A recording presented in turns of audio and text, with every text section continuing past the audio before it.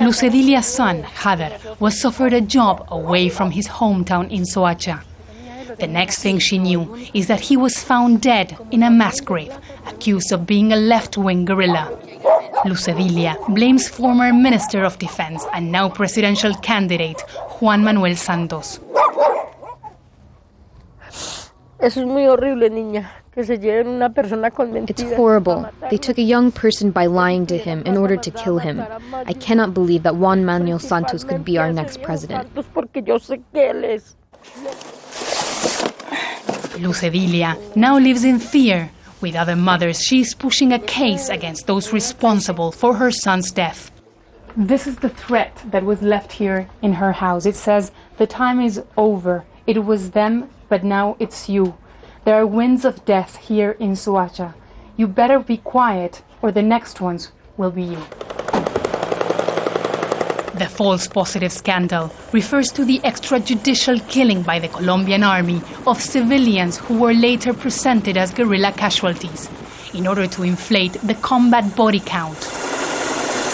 The opposition says that Santos took advantage of what was known as Directive 024, that provided incentive for soldiers who killed the most guerrillas. While he was Minister of Defense, the executions and disappearance sharply increased. We saw some cases of false positives in the past. What has happened in this government is there have been systematic killings of civilians. There is no precedent for this in our history. This is a crime against humanity. Human rights groups say that there were around 2,000 cases of false positives in Colombia. And even though they have dropped dramatically, innocent people are still being killed.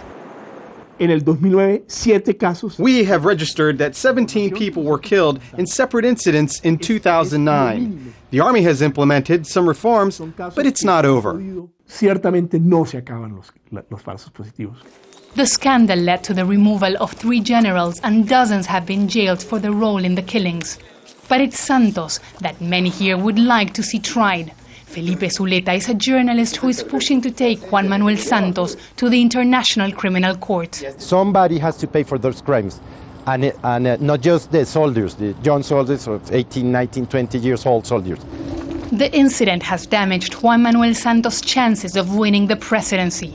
But there are sectors of the population that continue to support him. And if he wins, those who have lost their loved ones say they fear real justice might never be done. Teresa Bo, Jazeera, Soacha.